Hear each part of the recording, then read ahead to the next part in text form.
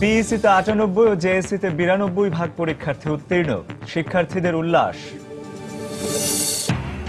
রাজনৈতিক স্থিতিশীলতায় নির্বিঘ্নে হচ্ছে বই উৎসব, বললেন প্রধানমন্ত্রী। সহিংসতা থেকে সরে পৌর নির্বাচনে অংশ নেয় বিএনপিকে সাধুবাদ। নির্বাচনের ফল প্রত্যাখ্যান করে কমিশনারদের পদত্যাগ দাবি বিএনপির। মুক্তিযুদ্ধের চেতনা বিরোধী হওয়ায় দলটির পরাজয়, বলছে আওয়ামী লীগ। ব্লগার রাজীব হত্যা মামলায় ৮ আসামির মধ্যে ২ জনের মৃত্যুদণ্ড, একজনের যাবজ্জীবন। রায়ে সন্তুষ্ট না হয়ে আপিলের সিদ্ধান্ত নিহতের বাবার। এবং কড়াকড়ি আরোপের পরও 31st নাইট উদযাপনে কক্সবাজারে থাকছে নানা আয়োজন, থাকছে টানা ৩ দিনের বিচ কার্নিভাল। ঢল নেমেছে পর্যটকদের।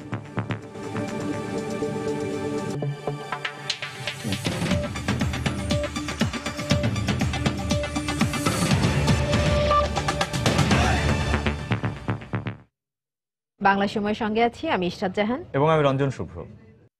প্রাথমিক শিক্ষা সমাপনী ও জেএসসি জেডিসি পরীক্ষার ফল স্কুলে পৌঁছানোর সাথে সাথেই উল্লাসে ফেটে পড়েছে দেশের বিভিন্ন স্কুলের শিক্ষার্থীরা। এ সময় চিৎকার করে, গান গেয়ে, ড্রাম বাজিয়ে আনন্দ উৎসব করে তারা। এর আগে সকালে প্রধানমন্ত্রী শেখ হাসিনার হাতে ফলাফল তুলে দেন শিক্ষামন্ত্রী। এ সময় বিভিন্ন বোর্ডের অভাবনীয় ভালো ফলাফলের জন্য সবাইকে অভিনন্দন জানান তিনি। এবছর সারা দেশে পিইসিতে পাশের হার ৯৮.৫২ এবং জেএসসিতে ৯২.৩৩। ব্যুরো রিপোর্টার ও জেলা প্রতিনিধিদের পাঠানো তথ্য ছবি নিয়ে ডেস্ক রিপোর্ট। ফলাফল হাতে পেয়ে আনন্দে মাতোয়ারা বরিশাল বিভাগের শিক্ষার্থীরা। এই ফলাফল ভবিষ্যতের পথ দেখিয়ে দেবে বলে আশা শিক্ষার্থীদের। এ সময় সন্তানদের ভালো ফলে সন্তুষ্টি প্রকাশ করেন অভিভাবকরা। বরিশাল বোর্ডে পিইসি পরীক্ষায় পাশের হার ৯৮.৩০% ও জেএসসি পরীক্ষায় ৯৭.২৬%। একই চিত্র সিলেটের স্কুলগুলোতেও। জীবনের প্রথম বোর্ড পরীক্ষায় কাঙ্ক্ষিত ফল পেয়ে উল্লাসে ফেটে পড়েন তারা। এই বোর্ডে পিএসসি পরীক্ষায় পাশের হার ৯৬.৭৯% ও জেএসসি পরীক্ষায় ৯৩.৫৯%। বরাবরের মতো এবার ভালো ফল করেছে যশোর পুলিশ লাইনের স্কুলের শিক্ষার্থীরা। এ সময় স্কুলের প্রধান শিক্ষক ভালো ফলাফলকারীদের মুখে মিষ্টি তুলে দিয়ে আনন্দ ভাগাভাগি করে নেন। যশোর বোর্ডে পিএসসি পরীক্ষায় পাশের হার ৯৯.৫৫% ও জেএসসি পরীক্ষায় ৯৫.৪৪%। এদিকে রাজশাহীতেও শিক্ষক ও অভিভাবকদের সম্মিলিত চেষ্টায় সাফল্য এসেছে বলে মনে করছেন শিক্ষার্থীরা। এই বোর্ডে পিএসসি পরীক্ষায় পাশের হার ৯৯% ও জেএসসি পরীক্ষায় ৯৭.৪৭%। দিনাজপুরে ফলাফল ঘোষণার পরপরই আনন্দ ছড়িয়ে পড়েছে প্রতিটি শিক্ষা প্রতিষ্ঠানে। সারা বছর অক্লান্ত পরিশ্রমের পর ভালো ফলাফল হাতে পেয়ে স্বস্তির বারতা বয়ে যায় শিক্ষার্থীদের মাঝে। দিনাজপুর বোর্ডে পিএসসি পরীক্ষায় পাশের হার ৯৮.৫২% ও জেএসসি পরীক্ষায় ৯১.৫২%। ফল হাতে পেয়ে এভাবেই আনন্দে ফেটে পড়ে চট্টগ্রামের স্কুল শিক্ষার্থীরা। কাঙ্ক্ষিত ফল পেয়ে উল্লাস যেন বাদ মানছে না তাদের। চট্টগ্রাম বোর্ডে পিএসসি পরীক্ষায় পাশের হার ৯৭.৩৬% ও জেএসসি পরীক্ষায় ৯৫.৪৮%। এদিকে কুমিল্লায় ফলাফল ঘোষণার পর উৎসবে মেতে ওঠেন শিক্ষার্থীরা। এই বোর্ডে পিএসসি পরীক্ষায় পাশের হার ৯৯.২৬% ও জেএসসি পরীক্ষায় ৯২.৫১%। ইসমাত জাহান, সময় সংবাদ। এর আগে গণভবনে প্রধানমন্ত্রীর কাছে ফল হস্তান্তর করা হয়। এ সময় প্রধানমন্ত্রী বলেন, জ্বালাও পোড়ায় হয়নি বলে এবছর নির্বিঘ্নে স্কুলগুলোতে নতুন বই পৌঁছে দেওয়া সম্ভব হয়েছে। এজন্য বিএনপিকেও সাধুবাদ জানান প্রধানমন্ত্রী। রাজনৈতিক স্থিতিশীলতা থাকায় ছেলেমেয়েরাও সময় মতো পরীক্ষা দিতে পেরেছে বলে মন্তব্য করেন প্রধানমন্ত্রী। পঞ্চম ও অষ্টম শ্রেণীর সমাপনী পরীক্ষায় অংশ নেয়া ৫৬ লাখ শিক্ষার্থীর ফলাফল প্রকাশ করতে গণভবনে এই আয়োজন। সকালে জুনিয়র স্কুল সার্টিফিকেট ও জুনিয়র দাখিল সার্টিফিকেট পরীক্ষার ফলের অনুলিপি প্রধানমন্ত্রীর হাতে তুলে দেন শিক্ষামন্ত্রী নুরুল ইসলাম নাহিদ। এরপর ৮ শিক্ষা বোর্ড এবং মাদ্রাসা বোর্ডের ফলের অনুলিপি প্রধানমন্ত্রীকে হস্তান্তর করেন বোর্ড চেয়ারম্যানরা। আর প্রাথমিক ও ইবতেদায়ী পরীক্ষার ফলের অনুলিপি হস্তান্তর করেন প্রাথমিক ও গণশিক্ষামন্ত্রী। পরীক্ষার ফলাফলে সন্তোষ প্রকাশ করে প্রধানমন্ত্রী শেখ হাসিনা বলেন, এবার পরীক্ষার্থীর সংখ্যা বেড়েছে, পাশের হারও বেড়েছে। তিনি বলেন, এবার রাজনৈতিক অস্থিতিশীলতা না থাকায় পরীক্ষার্থীরা ভালোভাবে পরীক্ষা দিতে পেরেছে। 2015 শুরুটাই ছিল খুবই খারাপ। তখন এই বিএনপি জামাত জোট মিলে জ্বালাও পোড়াও, মানুষকে পুড়িয়ে মারা, বাচ্চারা পরীক্ষা দিতে পারছে না। তো সে তুলনায় এবারের অবস্থা তো অনেক ভালো। অন্তত নির্বাচন হওয়ার কারণে আর জ্বালাও পোড়াওতে না যে বিএনপি যে নির্বাচনের দিকে এসেছে, নির্বাচনমুখী হয়েছে, এটাই তাদেরকে আমি সাধুবাদ জানাই যে অন্তত এটুকু সচেতনতা তাদের সৃষ্টি হয়েছে যে আমাদের ছেলে মেয়েদের ভবিষ্যৎগুলি নষ্ট করার চেষ্টা করে নাই। শেখ হাসিনা বলেন, শৈশব থেকেই শিশুদের গড়ে তুলতে হবে আত্মবিশ্বাসী করে, আর এজন্য মুক্তিযুদ্ধের গৌরব তুলে ধরতে হবে তাদের সামনে। আমাদের বাংলা মিডিয়ামের বইতে আছে, কিন্তু ইংলিশ মিডিয়াম বা ইংরেজি বই যেগুলি, সেখানে কিন্তু আমাদের এই যে মুক্তিযুদ্ধের ইতিহাসটা সেভাবে তুলে ধরা হয়নি, এটা তুলে ধরা দরকার। আর সেই সাথে সাথে আমাদের মুক্তিযুদ্ধ, আমাদের বিজয়, এটা আমাদের গর্বের বিষয়। আমরা যে বিজয়ী জাতি, এই আত্মমর্যাদা বোধটা আমাদের শিশুকাল থেকে ছেলে মেয়েদের মধ্যে থাকতে হবে, তাহলে তাদের আত্মবিশ্বাস গড়ে উঠবে। অনুষ্ঠানে শিক্ষার্থীদের হাতে নতুন বছরের পাঠ্য বই তুলে দিয়ে আনুষ্ঠানিকভাবে পাঠ্যপুস্তক উৎসবের উদ্বোধন করেন প্রধানমন্ত্রী। উৎসবের উত্তরীয় পরে প্রধানমন্ত্রী শামিল হন নতুন বইয়ের আনন্দে। শাহ আলী জয়, সময় সংবাদ, ঢাকা। পরীক্ষার ফলাফলে এবছর সব দিক থেকে অগ্রগতি হয়েছে বলে মন্তব্য করেছেন শিক্ষামন্ত্রী নুরুল ইসলাম নাহিদ। দুপুরে সচিবালয়ের সংবাদ সম্মেলনে তিনি এই মন্তব্য করেন। এ সময় তিনি বলেন, সারা দেশে পরীক্ষায় অংশগ্রহণকারী সংখ্যা বাড়ার পাশাপাশি পাশের সংখ্যাও বেড়েছে। ফলাফলের দিক থেকেও দেখা যাচ্ছে যে সব দিক থেকেই এবছর আমাদের অগ্রগতি হয়েছে এবং এটা খুবই আমরা আশাবাদী যে এই ফলাফল আমাদের ছেলে মেয়েদেরকে উৎসাহিত করেছে এবং তুলনামূলকভাবে আমরা একটা শান্তিপূর্ণ পরিবেশে পরীক্ষা দিতে পারার ফলে এটা সম্ভব হয়েছে। এবং আপনারা নিশ্চয়ই অবগত আছেন যে আমরা অনেক দৃঢ়ভাবে প্রশ্নপত্রের নিরাপত্তা, নকল রোধ করা, এগুলোর ব্যাপারে আমরা আরো অগ্রসর হচ্ছি এবং আমরা এবারও যথেষ্ট ভালোভাবে এগুলো আয়ত্ত করতে পেরেছি। এবছর পঞ্চম শ্রেণীর সমাপনী পরীক্ষায় ছাত্রদের চেয়ে ছাত্রীরা এগিয়ে রয়েছে বলে জানিয়েছেন প্রাথমিক ও গণশিক্ষামন্ত্রী মোহাম্মদ মোস্তাফিজুর রহমান। দুপুরে সচিবালয়ে পিএসসি পরীক্ষার আনুষ্ঠানিক ফল প্রকাশ অনুষ্ঠানে বক্তব্য রাখেন মন্ত্রী। এবছরের প্রাথমিক শিক্ষা সমাপনী পরীক্ষায় অংশগ্রহণের ক্ষেত্রে ছাত্রী সংখ্যা ছাত্রদের চেয়ে একটু বেশি।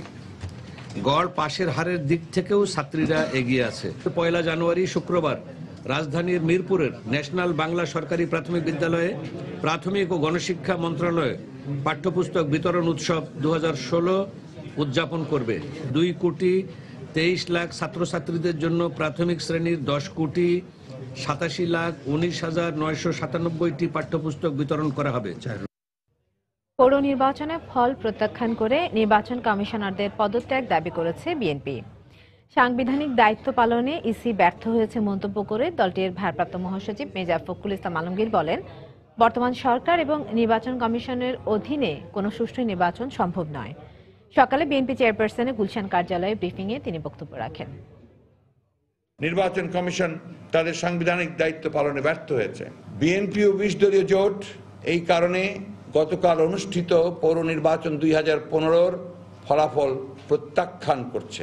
যেই সরকার এবং নির্বাচন কমিশনের অধীনে কোনো নির্বাচনই গ্রহণযোগ্য, অবাধ ও সুষ্ঠু হতে পারে না।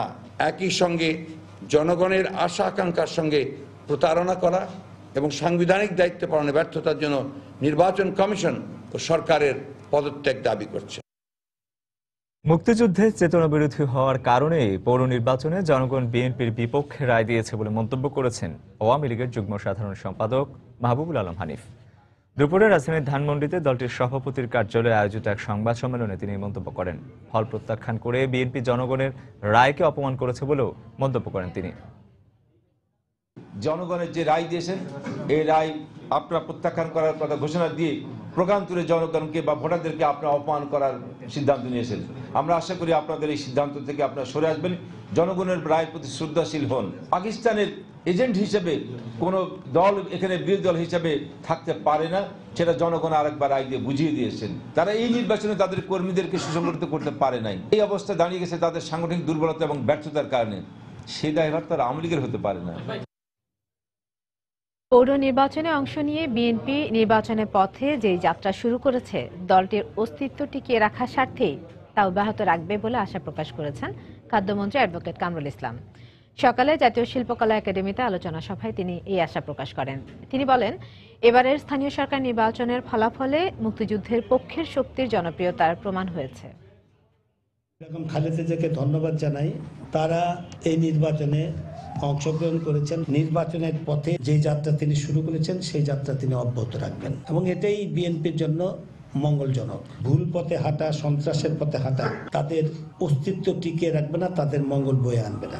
অতীতের সকল স্থানীয় সরকার নির্বাচনের থেকে এই নির্বাচন অত্যন্ত ভালো হয়েছে, সুষ্ঠু হয়েছে।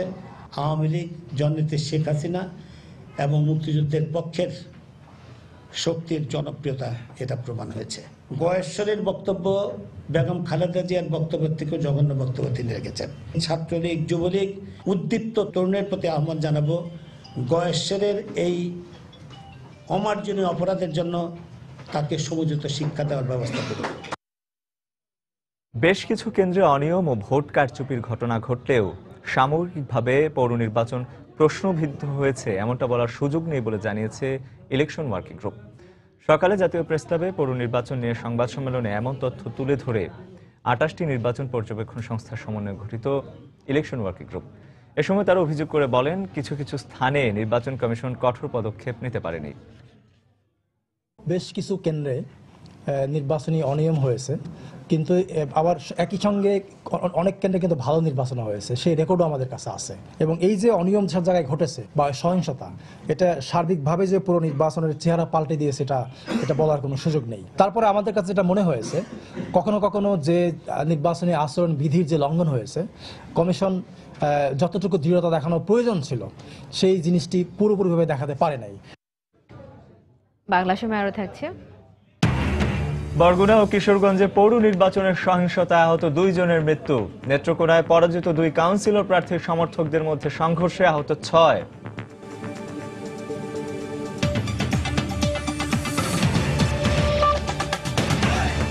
তাই তো সবাই বলে শিল্পাল্লার দিন শেষ, মেগা ডিজিটাল স্কেলে বাংলাদেশ। মানবতা বিরোধী অপরাধে মৃত্যুদণ্ডের সাজা কমিয়ে আমৃত্যু কারাদণ্ড দিয়ে দেলোয়ার হোসাইন সাঈদীর আপিলের পূর্ণাঙ্গ রায়ের কপি প্রকাশ করেছেন সুপ্রিম কোর্ট। সকালে সুপ্রিম কোর্টের অতিরিক্ত রেজিস্ট্রার সাব্বির ফয়েজ সময় সংবাদকে এই তথ্য জানান।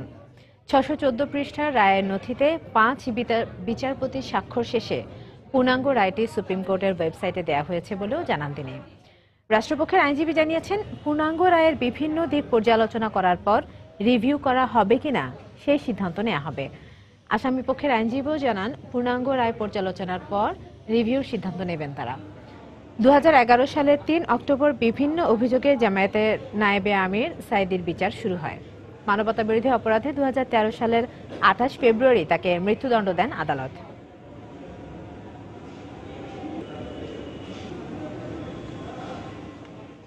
ফাঁসিকে কমিয়ে যাবজ্জীবন কারাদণ্ড দিয়েছে, কোথাকার 12 বছর দিয়েছে, কোনো বিভিন্ন বিষয়গুলি, এগুলির ব্যাপারে কি কি পরিপ্রেক্ষিতে এই সিদ্ধান্তগুলি উপনীত হয়েছেন সেগুলি আমাদের পর্যালোচনা করা বিশেষ প্রয়োজন। রিভিউ করলে সেই সময়ের আগে আমরা রিভিউ করব। আমৃত্যু কারাদণ্ড এইটা আইনের কতটা বৈধতা আছে, যেহেতু আমাদের পেনাল কোর্টে একটা নির্দিষ্ট সময় আছে, আইনের কি বিধান মোতাবেক এখানে ব্যতিক্রম করা হয়েছে সেটাও আমরা দেখব। সাঈদী সাহেবের সঙ্গে আলাপ করব, সবকিছু বিবেচনা করে আমরা পরবর্তী পদক্ষেপ গ্রহণ করব। গণজাগরণ মঞ্চের কর্মী ও ব্লগার রাজীব হত্যাকাণ্ডে 8 আসামির মধ্যে 2 জনকে মৃত্যুদণ্ড, 1 জনকে যাবজ্জীবন ও বাকিদের বিভিন্ন মেয়াদে সাজা দিয়েছেন আদালত। দুপুরে ঢাকার দ্রুত বিচার ট্রাইব্যুনাল 3-এর বিচারক সাইদ আহমেদ এই রায় ঘোষণা করেন। প্রায় 3 বছর বিচার কাজ শেষে এই মামলার রায় ঘোষণা করলেন আদালত। 2013 সালের 15 ফেব্রুয়ারি মিরপুরের পলাশনগরে নিজ বাড়ির সামনে ব্লগার রাজীবকে কুপিয়ে হত্যা করা হয়। এ ঘটনায় রাজীবের বাবা নাজিম উদ্দিন পল্লবী থানায় হত্যা মামলা দায়ের করেন। গত 18 মার্চ আসামিদের বিরুদ্ধে অভিযোগ গঠনের মধ্য দিয়ে শুরু হয় বিচার কাজ। এ মামলায় 55 জন সাক্ষীর মধ্যে 35 জনের সাক্ষ্য গ্রহণ করেন আদালত। রাজীব হত্যা মামলার মোট 8 আসামির মধ্যে প্রধান অভিযুক্ত রেদওয়ানুল আজাদ রানা পলাতক রয়েছে। আনসারুল্লাহ বাংলা টিমের প্রধান মুফতি মোহাম্মদ জসিম উদ্দিন রাহমানী সহ আটক বাকি 7 আসামি আদালতের স্বীকারোক্তিমূলক জবানবন্দি দেয়। রাজীব হত্যা মামলার রায় ঘোষণার মধ্য দিয়ে এই প্রথমবারের মতো ব্লগার হত্যাকাণ্ডের কোনো বিচারের রায় ঘোষণা করা হলো। 2013 সালে ব্লগার রাজীবের পর একে একে অভিজিৎ, নিলয় ও সর্বশেষ দীপন সহ 6 জন লেখক, ব্লগার ও প্রকাশককে কুপিয়ে হত্যা করেছে দুর্বৃত্তরা। রায়ে সন্তুষ্ট না হয়ে আপিলের সিদ্ধান্ত নিয়েছেন নিহতের বাবা।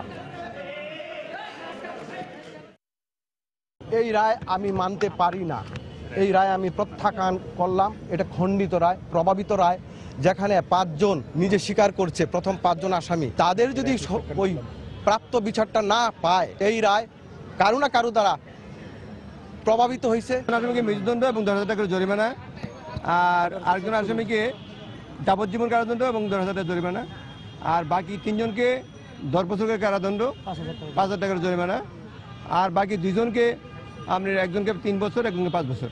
এই মামলাটি সর্বাত্মকভাবে বিয়ন্ড রিজনেবল ডাউট আমরা প্রমাণ করতে সক্ষম হয়েছি। মানে আদালত কিভাবে বিচার বিশ্লেষণ করে দিয়েছেন, এটা পূর্ণাঙ্গ রায় পাওয়ার পরে আমরা বলতে পারবো। সম্পূর্ণ সন্তুষ্ট হতে পারি নাই, যেহেতু আমাদের কিছু আসামিকে সাজা দিয়েছে। আমরা উচ্চ আদালতে মামলা কিছু ওনাকে একটু ব্লগার রাজীব হত্যা মামলার রায়ে জাতি সন্তুষ্ট বলে মন্তব্য করে আইনমন্ত্রী আনিসুল হক বলেছেন, অন্যান্য ব্লগার হত্যার বিচারের কাজও এগিয়ে চলছে। দুপুরে সচিবালয়ে এক সংবাদ সম্মেলনে তিনি একথা বলেন। এ সময় তিনি যুদ্ধ অপরাধীদের বিচারের ক্ষেত্রে সরকার দেশি বিদেশি কোনো চাপের কাছে নতি স্বীকার করবে না বলে জানান আইনমন্ত্রী। রাজীব হত্যাকাণ্ড, তারপর রাজন হত্যাকাণ্ড, সে এই সব হত্যাকাণ্ড হওয়ার পরে একটা হতাশা জনগণের মধ্যে দেখা দিয়েছিল। মানুষের এই হতাশা দূর হয়েছে এবং বিচার বিভাগের উপরে বহুলাংশে আপনার আস্থা বেড়েছে। যুদ্ধ অপরাধী এবং মানবতা বিরোধী অপরাধে যারা অপরাধী, তাদের দণ্ড কার্যকর করার ব্যাপারে যত চাপই আসুক না কেন, আমরা তাতে নতি স্বীকার করব না। বরগুনায় পৌর নির্বাচনী সহিংসতায় আহত নুরুল ইসলামের মৃত্যু হয়েছে। সকালে জেলা জেনারেল হাসপাতালে চিকিৎসাধীন অবস্থায় তার মৃত্যু হয়। এমন আকস্মিক মৃত্যু কোনোভাবেই মেনে নিতে পারছেন না স্বজনরা। তাদের আহাজারিতে ভারী হয়ে উঠেছে ধ্রুপদী এলাকার পরিবেশ। পুলিশ জানায়, গতকাল বরগুনা পৌরসভায় ভোট গ্রহণ দেখতে গিয়ে সহিংসতার শিকার হন নুরুল। পরে তাকে আহত অবস্থায় উদ্ধার করে বরগুনা জেনারেল হাসপাতালে ভর্তি করা হয়। এদিকে ভোট কেন্দ্রে হামলার ঘটনায় অজ্ঞাত 600 জনকে আসামি করে সকালে সদর থানায় মামলা করে পুলিশ।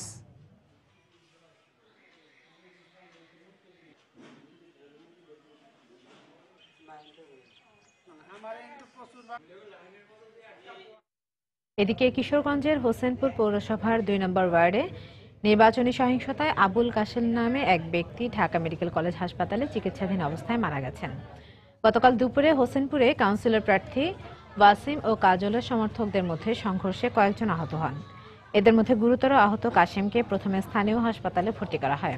পরে অবস্থার অবনতি হলে তাকে ঢাকা মেডিকেলে আনা হয়। সেখানে চিকিৎসাধীন অবস্থায় সকালে মারা যান তিনি।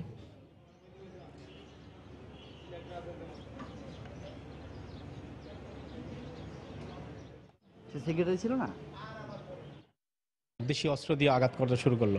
তারপর তিনি ওইখানে লুটিয়ে পড়েন। লুটিয়ে পড়ার পরে ওনাকে কয়েকজন রিলেটিভ ওনারে নিয়ে গেছেন আর কি, হাসপাতালে নিয়ে যান। তখন হোসেনপুর রাখে নাই, কিশোরগঞ্জ রাখে নাই, ঢাকা মেডিকেল কলেজ। তারপরে ওইখানে চিকিৎসা আজকের সকাল 10:30টার দিকে মারা গেছে। বাংলার সময় আরো থাকছে। যানজট নিরসনে ফুটপাত দখলমুক্ত করার ঘোষণা সেতুমন্ত্রীর। কাল থেকে মহাসড়কে বিলবোর্ড আর অবৈধ স্থাপনা উচ্ছেদ অভিযান।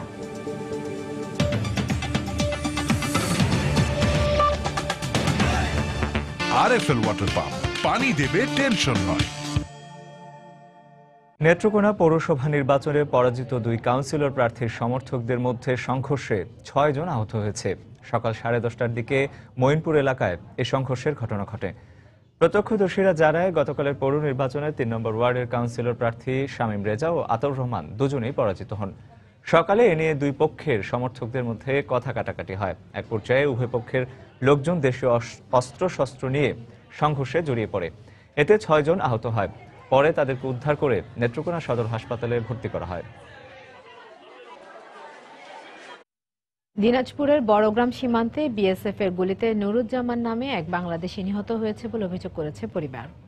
স্বজনরা জানায় ভোর 4টার দিকে সদর উপজেলার বড়গ্রামের চীনাপাড়া সীমান্ত এলাকায় নুরুজ্জামানকে গুলি করে বিএসএফ সদস্যরা। পরে গুরুতর অবস্থায় উদ্ধার করে ভারতের দক্ষিণ দিনাজপুর হাসপাতালে নিয়ে গেলে কর্তব্যরত চিকিৎসক তাকে মৃত ঘোষণা করেন। এদিকে দুপুর 2টার দিকে বড়গ্রাম সীমান্তে নোম্যান্সল্যান্ডে বিএসএফ ও বিজিবির কমান্ডার পর্যায়ের পতাকা বৈঠক অনুষ্ঠিত হয়েছে। রাতে নিহতের লাশ হস্তান্তর করা হবে বলে জানিয়েছেন বিজিবির 29 ব্যাটালিয়নের অধিনায়ক লেফটেন্যান্ট কর্নেল কোরবান আলী। আগামী 1 জানুয়ারি থেকে সারা দেশের মহাসড়কে অবৈধ বিলবোর্ড এবং অবৈধ স্থাপনা উচ্ছেদ শুরু হবে বলে জানিয়েছেন সড়ক পরিবহন ও সেতুমন্ত্রী ওবায়দুল কাদের। সকালে সচিবালয়ে সাংবাদিকদের একথা জানান তিনি। এবারের পৌরসভা নির্বাচন সুষ্ঠুভাবে সম্পন্ন হয়েছে বলেও মন্তব্য করেন ওবায়দুল কাদের। মেট্রো রেল করি, এলিভেটেড করি, ফ্লাইওভার করি, ফুটপাত আমাদের রিক্লেম করতেই হবে, এছাড়া কোনো পথ নেই। ফুটপাত থেকে এবং এর জন্য আবার কিছু বিকল্প ব্যবস্থাও নিতে হবে। সিটি কর্পোরেশন সে উদ্যোগ অলরেডি তারা নিতে শুরু করেছে। আর রাস্তাগুলোকে উদ্ধার করতে হবে। অনেক রাস্তা যেটা উত্তর সিটি কর্পোরেশন অলরেডি তারা শুরু করেছেন। তারা গাজীপুর পর্যন্ত ইউলুপের যে একটা প্রস্তাব নিয়ে এসছেন, এই প্রস্তাবটাও ভালো প্রস্তাব। আমি বলছি আমি সব দলের সহযোগিতা দেব। রাজবাড়ীর গোয়ালন্দে এক হোমিওপ্যাথিক চিকিৎসককে কুপিয়ে হত্যা করেছে দুর্বৃত্তরা। পুলিশ ও এলাকাবাসী জানায় গতকাল সন্ধ্যায় শীতলপুর গ্রামের চর বরাট এলাকায় মোশাররফকে এলোপাতাড়ি কুপিয়ে জখম করে দুর্বৃত্তরা। গুরুতর অবস্থায় তাকে উদ্ধার করে প্রথমে রাজবাড়ী এবং পরে উন্নত চিকিৎসার জন্য ঢাকা মেডিকেলে পাঠানো হয়। সকালে সেখানে চিকিৎসাধীন অবস্থায় মোশাররফের মৃত্যু হয়। বাসায় ফেরার পথে দুর্বৃত্তরা তাকে আহত করে, ছুরিকাঘাত করে, এরপরে ছুরিকাঘাত করে পালিয়ে যায়। তারপরে তাকে স্থানীয় লোকজন উদ্ধার করে, সে মারা গেছে। কারা মেরেছে এটা আমরা সুস্পষ্ট এখনো পাওয়া যায়নি, তবে অজ্ঞাতনামা দিয়ে মামলা গ্রহণের প্রস্তুতি চলছে। জাতীয় বেতন স্কেলে বেতন বৈষম্য ও বিশ্ববিদ্যালয়ে শিক্ষকদের অবমূল্যায়নের অভিযোগে পূর্ণ দিবস কর্মবিরতি পালন করেছেন বাংলাদেশ কৃষি বিশ্ববিদ্যালয়ের শিক্ষকরা। দুপুরে বিশ্ববিদ্যালয়ের কেন্দ্রীয় লাইব্রেরির সামনে এই প্রতিবাদ সমাবেশ করেন তারা। এ সময় 8ম জাতীয় বেতন কাঠামোতে শিক্ষকদের অপমান করা হয়েছে বলে অভিযোগ করেন শিক্ষকরা। এছাড়া অর্থমন্ত্রী সমস্যা সমাধানের আশ্বাস দিলেও গেজেটে এর প্রতিফলন হয়নি বলেও দাবি করেন তারা। এদিকে কর্মবিরতির কারণে বিশ্ববিদ্যালয়ের সব ধরনের ক্লাস ও পরীক্ষা বন্ধ রাখা হয়। নতুন বছরকে সামনে রেখে কক্সবাজারে শুরু হয়েছে 3 দিন ব্যাপী মেগা বিচ কার্নিভাল। দুপুরের পর থেকেই নাচ, গান, নাটকের পরিবেশন উপভোগ করতে সৈকতে ঢল নামে সব বয়সী মানুষের। এ সময় বন্ধুদের হাত ধরে দারুণ সময় কাটায় সমুদ্র সৈকতে আসা পর্যটকরা। বছরের শেষ সূর্যাস্ত দেখতে সৈকতে ভিড় করে হাজারো মানুষ। তাদের জন্য রঙিন ঘুড়ি, ফানুস, প্যারা গ্লাইডিং সহ নানা আয়োজন করেছে কার্নিভাল কর্তৃপক্ষ। যদিও এবছর নিরাপত্তার স্বার্থে সন্ধ্যা 6টার পর বিচ এলাকার সব ধরনের অনুষ্ঠানে নিষেধাজ্ঞা জারি করেছে প্রশাসন। তবুও 31st নাইট উপলক্ষে অনেক আগেই বুকিং শেষ হয়েছে সবগুলো হোটেল, মোটেল, রিসোর্টের। সব মিলিয়ে গোটা কক্সবাজারে এখন উৎসবের আমেজ।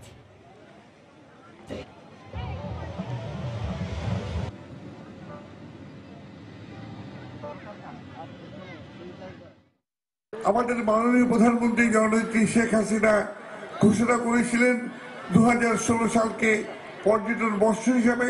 তারই যাত্রা শুরু আমরা এই কক্সবাজার দিয়ে। কার্নিভেলে এসছেন, আনন্দ করবেন, উৎসব করবেন, নাচবেন, গাইবেন।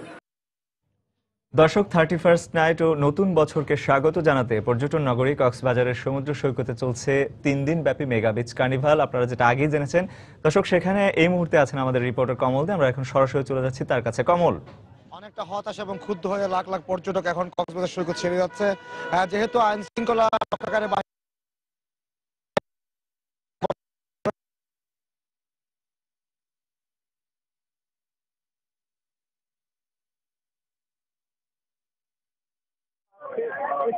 কার্নিভাল চলবে। এক্ষেত্রে আমরা দেখেছি গত বছরও বিপুল সংখ্যক পর্যটক কিন্তু রাত থেকে নববর্ষকে স্বাগত জানিয়েছিল, কিন্তু এবার আইন শৃঙ্খলা বাহিনী গত 1 সপ্তাহ আগে সিদ্ধান্ত দিয়েছে যে এখানে কোনো রাত থেকে কোনো প্রোগ্রাম করা যাবে না। এমনকি শুধু খোলা মঞ্চ না বা খোলা স্তর না, অন্যান্য হোটেলগুলোকে ঠিক একই নির্দেশনা দেওয়া হয়েছে। যে কারণে কিন্তু কক্সবাজার সবগুলো হোটেলে সব ধরনের প্রোগ্রাম স্থগিত করা হয়েছে এবং বিচ কার্নিভালের যে প্রোগ্রাম ছিল রাত পর্যন্ত সেই রাত প্রোগ্রামকে সন্ধ্যায় নামিয়ে এনে সন্ধ্যার আগে সেই প্রোগ্রাম শেষ করা হয়েছে। এক্ষেত্রে আমরা কথা বলেছিলাম টুরিস্ট পুলিশের অতিরিক্ত পুলিশ সুপার আলমগীর হোসেনের সাথে, তিনি আমাদেরকে জানিয়েছেন যেহেতু নিরাপত্তার যে বিষয় আছে এবং সন্ধ্যায় নামিয়ে সন্ধ্যার আগে সেই প্রোগ্রাম শেষ করা হয়েছে। এক্ষেত্রে আমরা কথা বলেছিলাম টুরিস্ট পুলিশের অতিরিক্ত পুলিশ সুপার, তিনি আমাদেরকে জানিয়েছেন বিদায় জানানো এবং নতুন বছরকে স্বাগত জানানোর জন্য কিন্তু যেহেতু প্রশাসনের কড়াকড়ি কারণ এবং সন্ধ্যা হওয়ার আগে লোকজনকে বিশ্ব এলাকা থেকে নির্দেশনা দেওয়া হয়েছে, সেখানে অনেকটা হতাশ হয়ে তারা ফিরে যেতে বাধ্য হচ্ছেন। থেকে লাখো পর্যটক সমবেত হয়েছিল এই কক্সবাজার এলাকায়, এমন কোনো হোটেল মোড়ের প্রতিতে খালি নেই এবং উৎসবে ভাটা পড়েছে বাহিনীর কড়াকড়ি। এক্ষেত্রে আইনশৃঙ্খলা রক্ষাকারী বাহিনীর সদস্যরা আমার দেখেছি বিচের মধ্যে গিয়ে সন্ধ্যার পরপরই লোকজনকে সরিয়ে দিচ্ছে এবং লোকজনকে বিচ এলাকা ত্যাগ করার জন্য বলা হচ্ছে। এমনকি হোটেলগুলিকে বলা হচ্ছে যে কোনো রকম অনুষ্ঠান আয়োজন করানো হয়। আপনি জানেন গত কয়েকদিন ধরে বিভিন্ন ঘটনায় জঙ্গি তৎপরতা বা জঙ্গি বলা হচ্ছিল, তথ্য না থাকলেও বিষয়টিকে মুখ্য করে কিন্তু এই সিদ্ধান্ত নেওয়া হয়েছে বলে আমরা জানতে পেরেছি। এর আগে আমরা দেখেছি সকালবেলা শুরু হয়েছে বিচ কার্নিভাল, আর এই বিচ কার্নিভালের মধ্যে দেখেছি আমরা নানা উৎসবের আয়োজন করেছি। এখানে বিচ ফুটবল, বিচ ক্রিকেট এবং সেটা ঘুরি ওড়ানো, আলুর ভাস্কর্য এবং তার আগে দুটো শুরু হয়েছিল ওপেন এয়ার কনসার্ট। আমরা শুনেছি আগামীকাল সকাল 10টা থেকে ঠিক একইভাবে সন্ধ্যা পর্যন্ত এই অনুষ্ঠান চলবে এবং এই অনুষ্ঠান চলবে আগামী 2 জানুয়ারি পর্যন্ত। মূলত বিশ্বব্যাপী পর্যটন শিল্পকে বাংলাদেশের পর্যটন শিল্পকে পরিচিতি করার জন্য মূলত এই অনুষ্ঠানের আয়োজন করা হয়েছে বলে আয়োজকরা আমাদের জানিয়েছেন। কক্সবাজারের সমুদ্র সৈকতের বিচ কার্নিভাল থেকে এতক্ষণ আমাদের সাথে ছিলেন সহকর্মী কমল দেব। বাংলা সময় শীর্ষ সংবাদগুলো জানিয়ে দিচ্ছি আরেকবার।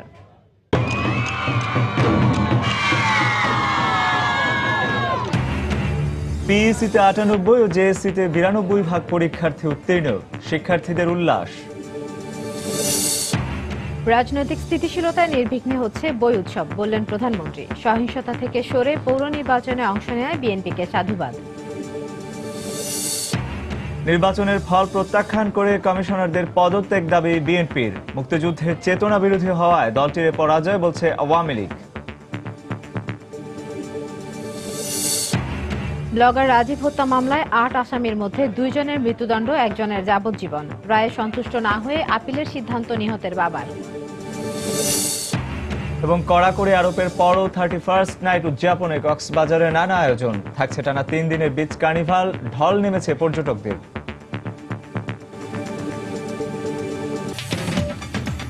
দর্শক, এই ছিল বাংলা সময়। যে কোনো খবর পেতে ভিজিট করুন সময়নিউজ.tv। এছাড়া এইমাত্র পাওয়া খবর আপনার মোবাইলে পেতে SMS করুন *SN লিখে পাঠিয়ে দিন 16242 নম্বরে। আর সঙ্গে থাকুন সময়।